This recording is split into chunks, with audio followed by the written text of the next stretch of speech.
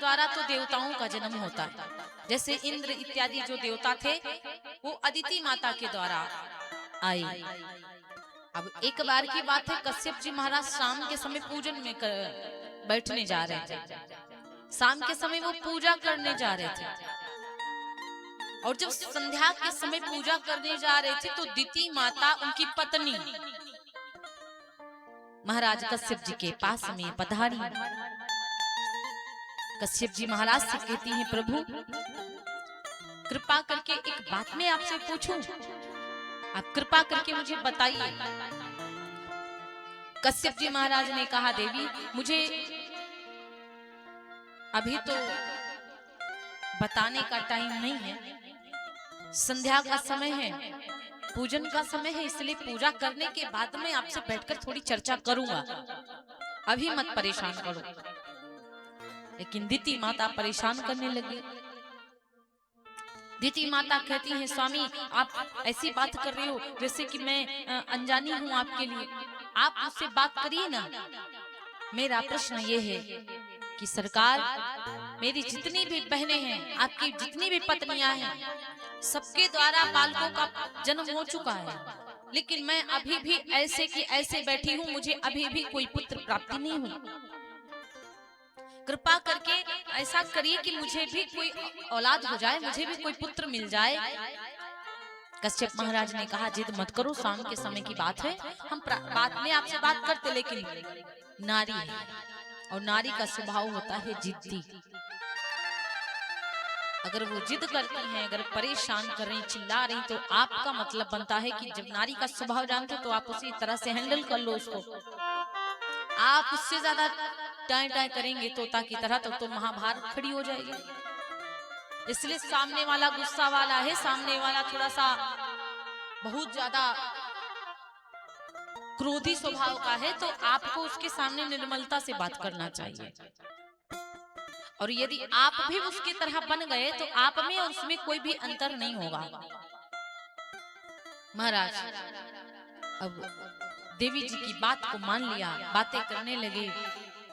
बाबा जी से गलती हो गई और बाबा जी ने आकर के आवेश में, क्रोध में आकर के उन्होंने श्राप दे दिया, देवी तुमने मुझसे जिद करी है, तुमने मुझे परेशान किया है, मेरी पूजा में विघ्न डाला है, जाओ तुमको पुत्र भी होंगे तो सबके सब राक्षस हो जाएंगे। अब अदिति माता बड़ी परेशान की, स्वामी दिति माता बड़ी परेशान की, स्वामी मुझसे भूल हो गई, क्षमा कर दो, मैं ये गलती दोबारा नहीं करूंगी। ये कैसा श्राप दे दिया, मेरे बेटे राक्षस हो जाएंगे, मैं सहन नहीं कर पाऊंगी। संत ने कहा, जो श्राप दे दिया सो दे दिया, अटलने वाला नहीं है। तो दिति माता के द्वारा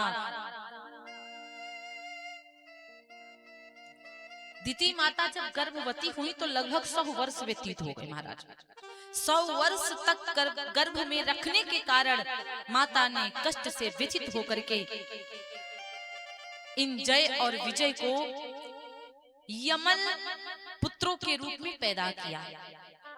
इनके जन्म के समय पृथ्वी कांपने लगी, दिशाएं चारों तरफ जलने लगी। महाराज उल्काए पिंड गिरने लगे, धूम्रकेतु दिखाई पड़ने लगे, भयंकर उत्पात होने लगे, भयंकर प्रलय आने लगा, तालाबों में उबाल आने लगा, समुद्र आक्रोश में आने लगा, मेघ पानी बरसने लगे, देवताओं की आत्माएं प्रतिमाएं रोने लगती हैं। महाराज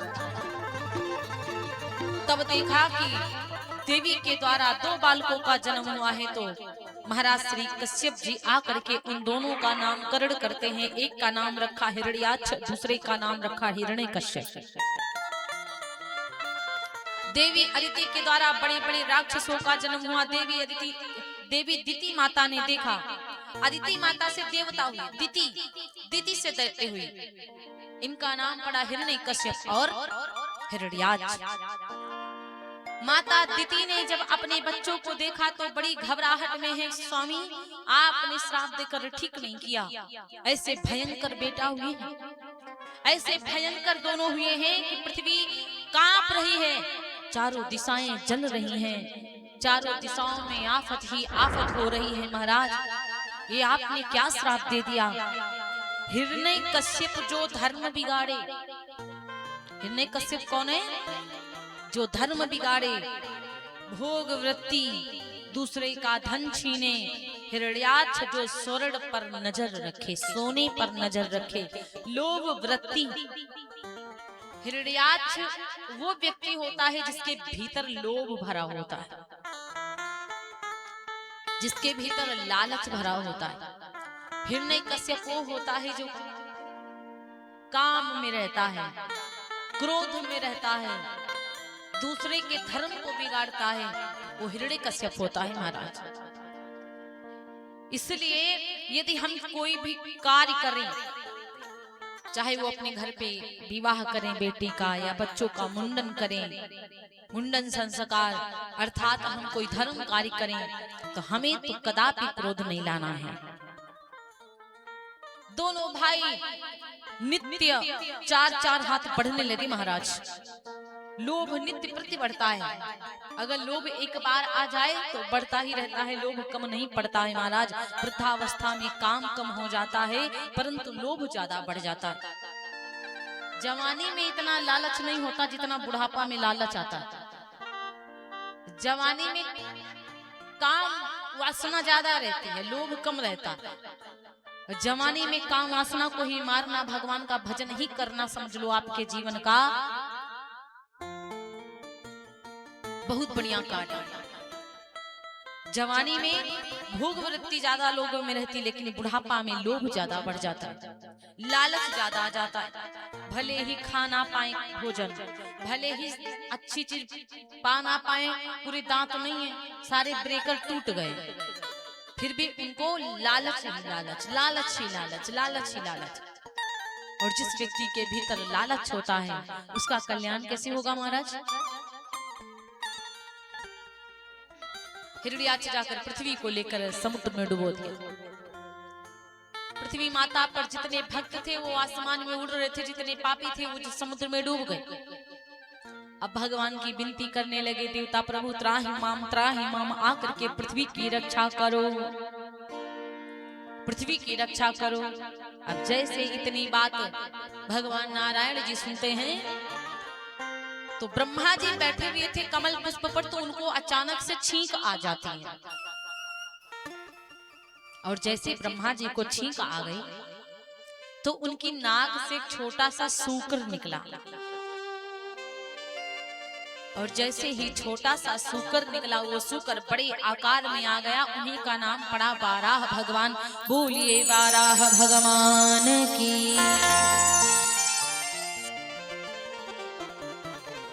नारद जी को हिरण्याक्ष ने देख लिया, नारद जी उड़ रहे थे, नारद जी नारायण नारायण नारायण नारायण कर रहे थे कि श्रीमन नारायण नारायण हरि हरि, श्रीमन नारायण नारायण हरि हरि, नारायण नारायण हरि हरि, श्रीमन नारायण नारायण हरि हरि, श्रीमन नारायण नारायण हरि हरि, भजमन नारायण नारायण हरि हरि, भजमन नारायण नारायण हरि हरि।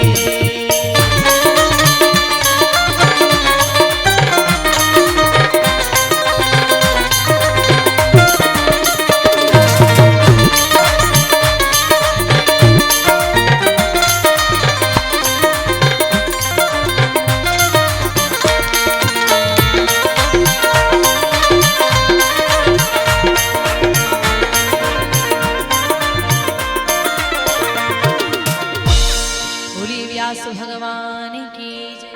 अब नारद जी केवल नारायण नारायण रट रहे, नारायण नारायण नारायण। अब नारद जी के आगे हिरण्याक्ष पधारा। हिरण्याक्ष बोला, अरे नारद जी आपको केवल नारायण नारायण करना आता है, कुछ लड़ना झगड़ना भी आता है? नारद जी बोले, महाराज कैसी बात कर रहे हो? अरे हमें लड़ना झगड़ना नहीं आता, हम बाबा संत महंत, हमें तो केवल पूजा पाठ करना, भगवान का नाम जप करना आता है, हमको लड़ना वड़ना नहीं आता। हिरण्याक्ष बोला लड़ना नहीं आता है, फिर भी मेरे हाथों में बड़ी जोर से खुजली हो रही है। मेरा मन कर रहा है कि कोई ऐसा योद्धा मिले जिससे हम युद्ध करें। नारद जी बोले मूर्ख, पहली बात तो इतनी बड़ी पृथ्वी को उठाकर समुद्र में डुबोया है, अभी भी तेरे हाथों की खुजली नहीं जा रही? और मृत्यु के मुख में जाना चाहते हो तुम क्या? अब मुझे लड़ना वड़ना नहीं आता, अब मेरा रास्ता छोड़ो, मुझे आगे जाने दो। हिरण्याक्ष तुरंत नारद जी को पकड़ लिया। ऐसे ही पकड़ते हैं, हिरण्याक्ष ही लोभ है, और लोभ हमको ऐसे जबरदस्ती पकड़ता है। और जब एक बार लोभ हमें पकड़ लेता तो उल्टा हम जाकर लोभ को पकड़ लेते हैं। हम नारद जी क्या कर रहे हैं, जबरदस्ती उसे छुड़ा रहे हैं, और वो जबरदस्ती पीछे पीछे जा रहा है। फिर भी नारद जी हिरण्याक्ष की तरफ ध्यान नहीं देते। हम लोग क्या करते हैं, आप लोग क्या करते हैं महाराज, एक बार कहीं ज्यादा मिल जाए तो दूसरी जगह पर ज्यादा उससे ज्यादा पाने की चिंता रखती है। इसलिए महाराज ये लोभ ठीक नहीं है, लालच ठीक नहीं है। अपना अधिकार आप लीजिए, अपना अधिकार लेने में कुछ गलत नहीं है, लेकिन अपने अधिकार से ज्यादा लेना वो बहुत गलत बात है। अपना अधिकार यदि कोई नहीं भी दे रहा है तो एक बार उसको समझा देना चाहिए कि आपको ये चीज देना है भैया, ये मेरे हिस्से का है, वो आप मुझे दीजिए। अपना अधिकार लेने में गलत नहीं, लेकिन उससे ज्यादा लेने में वो बहुत गलत है। अब नारद जी तो यही कह रहे, देखो भैया आपका काम था कि आप पृथ्वी को डुबो दिए, आपकी प्रवृत्ति के हिसाब से आपने गलत काम किया, समुद्र में पृथ्वी जी को डुबोया है, और तुम अभी भी मेरे पीछे पड़े हो। अब नारद जी को पकड़ करके हिरण्याक्ष बोला युद्ध करो। नारद जी बोले महाराज एक बात बताऊं आपको, अब भाई मैं तो युद्ध कर नहीं पाऊंगा, मेरे हाथों में तो दम नहीं है, केवल एक तार ही बजाता रहता हूँ, बस ऐसे बीड़ा लेकर के घूमता रहता हूँ। हाँ, लेकिन आपको एक योद्धा जरूर बतला